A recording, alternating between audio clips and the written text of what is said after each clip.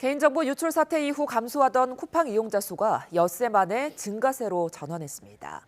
소비자들의 집단 소송이 이어지는 가운데 쿠팡 미국 본사를 상대로 미국 법원에 징벌적 손해배상을 청구하는 집단 소송 가능성까지 제기되고 있는데요. 관련 내용과 함께 주식시장, 가계대출 등 경제 전반에 대한 내용 이인철 참좋은경제연구소장과 함께 이야기 나눠봅니다. 안녕하십니까? 자, 쿠팡 이용자 수가 좀 감소하는가 싶더니 다시 증가세로 전환되고 있다는데 이유가 뭘까요? 아마 이제 쿠팡 쓰시죠? 아니, 저는 안 씁니다. 안 쓰세요? 예. 저는 처음 봐요. 저도 한 분기 한 번 정도 이용을 하는데 예. 좀 괘씸하니까 탈쿠팡을 할까 예. 생각을 했는데 너무 없으면 불편할 것 같아요. 아, 그래서 이게 사실 뭐 괘씸하고 욕하면서 쓴다고 쓰고 있습니다. 이게 사실은 한국인은 이제 쿠팡을 못 끊는다라고 이제 외국계 증권사가 얘기를 하니까 무슨 얘기냐. 그러면서 한 닷새 만에 한 200만 명 빠졌어요. 빠지기도 했는데 근데 이제 새벽 배송, 로켓 배송에 길들여져 있는 한국인이 과연 끊을 수 있겠느냐.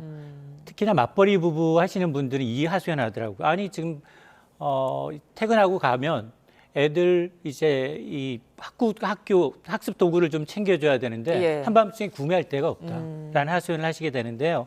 아마 물론 이제 뭐 일시적으로 몇백만 명이 빠졌다 줄어들었다라고 하고 또 다시 이제 또 높아지고 그러는데 불편하실 거예요. 하고도 그러다 보니까 이게 신뢰가 훼손되고 이제 보안 우려로 인해서 일시적으로 빠진 건 있지만 궁극적으로 과연 쿠팡 없이 살 수 있겠느냐 본인한테 물어보면 본인이 예. 가장 정답을 잘 아는데 로켓 배송을 대체할 만한 매기가 없다라는 것, 견제할 만한 수단이 없다라는 게 아마 이제 또 200만 명 줄었다가 다시 또 상승세로 돌아서는 요인인 것 같습니다. 근데 이제 이용자들 사이에서 괘씸하다는 평가가 나오는 게 쿠팡이 사과문을 올리면서 홍보 문구를 같이 노출하기도 했거든요. 지금 얼마나 사태가 심각한지 쿠팡은 좀 잘 모르는 것 같기도 해요. 맞습니다. 사실 이게 중국인 전지 개발자잖아요. 예. 이 사고 난 다음에 나흘 만에 중국인 개발자 연봉 3억 원짜리 개발자를 모집했어요. 정말 이 사건의 심각성을 이 쿠팡을 인지하고 있나 싶을 정도예요. 예. 사과문 올리면 그냥 사과문만 올리면 돼요. 그러니까요. 별도의 홍보 마케팅은 안 해도 됩니다. 물론 이유는 있어요. 쿠팡에 입점한 이 중소상공인들의 75%가 매출이 30에서 40% 가까이 급감했어요. 근데 정산 주기도 한 2달이에요, 평균. 예. 입점 업체들한테 평균 51일 이상 정산 주기가 이제 길어지다 보니까 입점 업체들이 하소연하고 있는 겁니다. 쿠팡 당장 손해배상하라라고 얘기 나오니까 아마 이제 특가, 프로모션 광고를 함께 노출시키다 보니 예. 이걸 받아들이는 야 정말 내 개인정보가 괜찮나? 서버에 한번 접속했는데 오히려 쿠폰 준다고 하니 예. 팔을 돋구는 양상인데요. 위기 대응의 기본은 신뢰 회복이에요. 근데 신뢰 회복이 먼저 있어야지 이런 예. 식으로 지금 마케팅을 하면 오히려 욕먹습니다. 예. 이제 뭐 상황이 이렇다 보니까 소송 이야기도 계속해서 나오는데 지금 쿠팡 소송을 위해 개설된 카페만 60여 개라고 하더라고요. 참여 의사를 밝힌 사람도 60만여 명이 넘는다고 하는데 만약에 소송을 하게 되면은 배상을 얼마나 받을 수 있게 될까요? 아마 이제 과거 일에 비슷한 이제 개인정보 유출 사건에 따른 판례를 좀 보게 되면 업계에서는 그래도 한 1인당 한 10만 원 정도는 받지 않겠느냐라고 보고는 있는 것 같아요. 예. 실제로 지금 봤더니 이제 2014년에 있었던 카드 사태, 카드 정보 노출 사태, 2016년에 인터파크의 이제 해킹 사건, 그리고 2024년에 이제 모두 투어의 유출 사건 모두 공이 예. 대부분 1인당 이제 최대한 10만 원 가량 이제 배상 판결을 내린 것으로 알려져 있어서 야, 이게 3,370만 명이라는 정말 이제 초유의 막대한 이제 이 개인 정보를 유출했음에도 불구하고 10만 원 너무 적은 게 아니냐라고 할 텐데 못 받은 경우도 있었습니다. 2014년 KT 유출 사건의 경우에는 아예 배상 책임을 인정하지 않았는데 당시에는 대법원이 뭐라고 판결했느냐?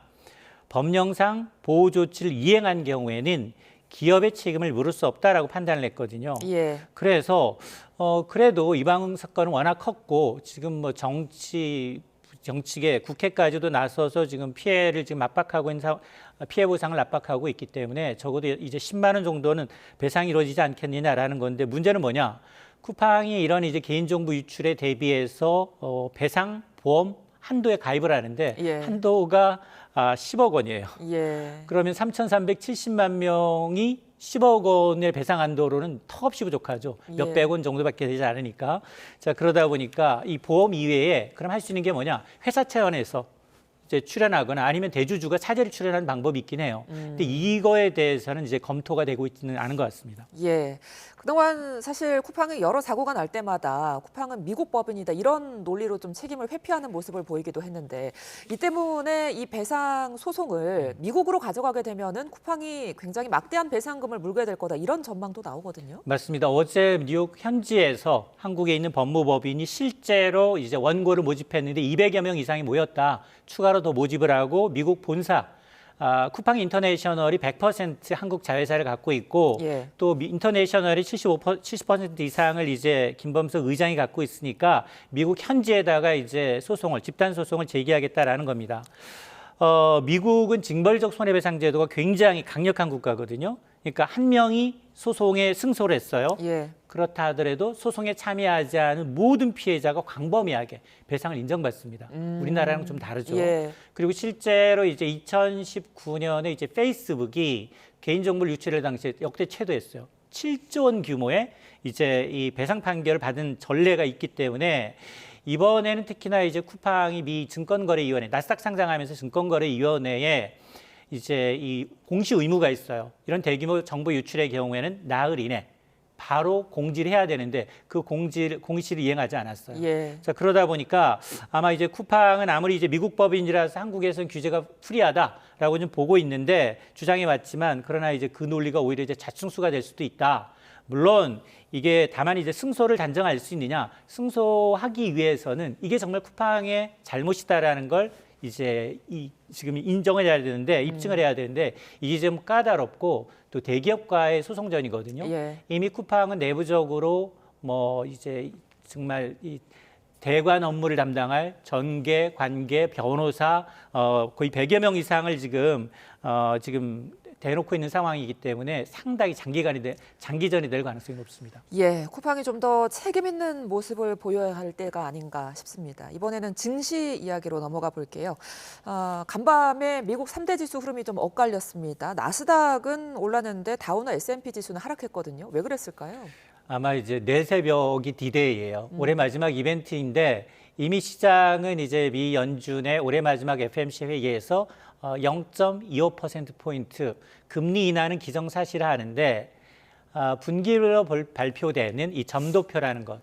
미 연준 위원이 총 19명이거든요. 여기 이제 투표권을 갖고 있는 12명 이외에도 19명이 내년에 이제 이 금리 전망을 점으로 표시하는데 이게 굉장히 중요하거든요. 예. 그래서 아마 지금 그 물가나 아니면 이제 연준의 목표가 물가 안정과 고용 안정인데 지금 고용 불안을 이유로 이번 달은 금리를 인하하겠지만 과연 내년의 금리 인하 이 지금 스케줄은 어떻게 되느냐 이거에 지금 관심을 갖고 있다 보니까 예. 아마 지금 오늘은 이 관망세로 인해서 지금 혼조 양상을 보이고 있는데요. 기술주들은 여전히 뭐 강보합이긴 합니다만 대형주 위주 S&P 500 지수와 다우 지수는 지금 혼조세를 보이고 있는데 어쨌든 회의 직후 파월 의장이 어떤 톤으로 이제 향후 금리를 전망하느냐 이런 걸 이제 매파성 인하라고 하는데요. 금리는 낮추지만 예. 앞으로 금리 전망에 대해서 상당히 좀 보수적으로 가져갈 개연성을 미리 반영하고 있다라고 봅니다. 예, 그렇다면 과연 우리 증시는 어떻게 움직일 것이냐, 연말 연초 산타랠리가 올 것인지 이게 궁금한데 어떻게 전망하십니까? 오늘도 일단 좋아 보이네요. 예. 오늘도 일단 뭐 어제는 외국인 수폭 매도했는데 오늘은 외국인 개인 모두 매수하면서 4,150선 회복을 하고 있고 그리고 이제 코스닥도 933선으로 일단 좋아 보이는데 산타랠리라는 건 어쨌든 이제 연말까지는 증시가 좀 좋아질 것이다라는 거였고 특히나 이제 네. 반도체주들 실적이 개선될 것이라는 게 이제 분명하니까 선침의 양상이 나타나고 있고 그동안은 사실은 대형주 위주로 올랐거든요. 그러다 보니까 상대적으로 이 중소형주 위주의 코스닥이 좀 소외된 측면이 있는데 예. 최근 들어서 2차 전지 바이오 업종이 좀 뜨면서 야, 그러면 산타랠리의 이 수혜주는 대형주가 아니라 순환매가 일어나서 중소형주 이제 코스닥 시장이 좀 가는 게 아니냐라는 건데 근데 돌발악재가 나타났어요. 코스닥 1위 시가총액 1위 기업인 알테오젠이 코스피로 이전 상장한다는 거예요. 근데 과거 기억하시겠습니다만 카카오도 그렇고요, 네이버도 그렇고요, 셀트리온도 모두 다 처음은 어디에서? 코스닥에서 출발했다가 이게 지금 알테온의 시가총액이 거의 한 뭐 5% 정도 코스닥 시장에서 차지하는 이게 한꺼번에 빠져나가게 되면 공동화 현상이 나타나요. 그러겠네요. 그러면 뉴욕은 뉴욕 증권거래소와 나스닥 시장이 경쟁하면서 서로 잘 되는 구조인데 우리는 코스닥은 코스피의 2부 리그로 전략하는 게 아니냐라는 예. 우려가 있거든요. 그리고 지금 정부가 코스닥 시장 활성화를 위해서 지금 대책을 지금 논의하고 있는 상황이기 때문에 예. 물론 알테오젠 주주들 입장에서는 좋습니다. 더 큰 물에 가서 놀아야지 이제 패시브 자금이며 여러 가지 이제 더 좋은 이점이 있겠지만 그러나 우리나라 이제 코스닥 시장의 어떤 이 굴욕이라고 해야 되나? 어떤 이제 이 코스닥 시장을 좀 코스피와 경쟁할 수 있는 구도를 만들어야 되는데 계속해서 2부 리그로 남는 게 아니냐라는 이제 꼬리표는 남게 됐습니다. 예, 가계 대출도 좀 짚어봐야겠습니다. 지난달 가계 대출이 이제 4조 1천억 원 늘었는데 그래도 좀 증가세는 꺾였다고 합니다. 어떻게 보고 계세요? 지금 아마 97 대책부터 6억 원 초과는 대출도 안 해주잖아요. 예. 거기에다가 또 이제 10.15 대책에서는 아예 이제 뭐 25억 원 이상은 아예 대출 안 해주려고 하고 있잖아요. 뭐 2억 원 정도 해주고 있는데 은행권 가계대출 증가세는 오름폭은 좀 줄어들었어요. 그럼에도 불구하고 11월 중 금융권 가계대출이 4조 1천억 원 늘었는데 대출은 사실은 입주 시기 그리고 매매 이제 잔금 치를 때 바로 잔금이 나가거든요. 대출이 나가거든요. 자, 그러다 보니까 주택담보대출도 한 2조 6천억 원으로 이전 굉장히 이제 이 정부가 대책 발표하기 직전에 굉장히 손바뀜이 활발했거든요. 그런 것들이 반영되다 보니까 은행권은 좀 줄었지만 문제는 이제 풍선 효과, 이금융권 대출이 좀 늘고 있습니다. 예. 이금융권은 상대적으로 대출의 이자율도 굉장히 높다 보니까 예. 지금 은행권 가계대출은 비해서 이제 이 비은행권 가계대출이 늘고 있다라는 것, 그리고 아마 올 연말까지는 대출 한도가 없고요. 내년부터는 새로운 총량이 생긴다 하더라도 예. 정부가 아마 추가적으로 이제 대출을 옥죄일 가능성이 높기 때문에 상당히 이자에 대한 부담이 더 늘어날 것으로 보입니다. 그러니까 여전히 계속해서 빚을 내서 부동산을 사야겠다 이런 수요가 좀 많이 있는 거죠? 이게 왜냐하면 예. 대통령이 집값은 대책이 없다라고 얘기를 했어요. 예. 이게 지금 정부 출범 6개월 만이거든요. 예. 이 얘기는 물론 수도권에 너무 집중화돼 있고 수도권에 단기적으로 뭐 주택을 확 획기적으로 늘릴 만한 방법이 없어서 지방과 균형 발전이 답이다라는 걸 얘기하는 취지는 공감을 하지만 이렇게 얘기했는데 그러면 연말까지 지금 뭐 어쨌든 97 대책의 일환으로 수도권에 총 135만 채에 관련된 공공기관 주도의 주택 공급 대책을 내놓겠다라고 얘기했는데 연말 이전에 나와야 될 거 아니겠습니까? 예. 실무진들은 열심히 하고 있는데 대통령이 야, 집값 잡을 만한 대책이 없다. 나 이것 때문에 욕먹고 있다라고 얘기해 버리면 이게 대책이 나올 때마다 대책 효과는 경감되고요. 예. 봐봐, 대통령마저도 저렇게 얘기하잖아. 그럼 집값 더 오르는 게 아니야? 무주택자 입장에서는 더 불안해져요. 그러면 계속해서 이제 내성이 생기고 안정 대책이 발표된다 하더라도 이미 3번 나왔잖아요. 6개월 만에 3번 나왔는데 연말 한 번 나오면 4번째 옵니다. 예. 그러면 내성이 생기고 안정화 기간은 점점 짧아지기 때문에 상당히 좀 저는 우려스러운데 그리고 일부 공급 물량 서울의 경우에는 뭐 서리풀이라든가 뭐 이제 여러 군데 이제 지목되고 있는 것들에 대해서는 불협화음도 나오고 있거든요.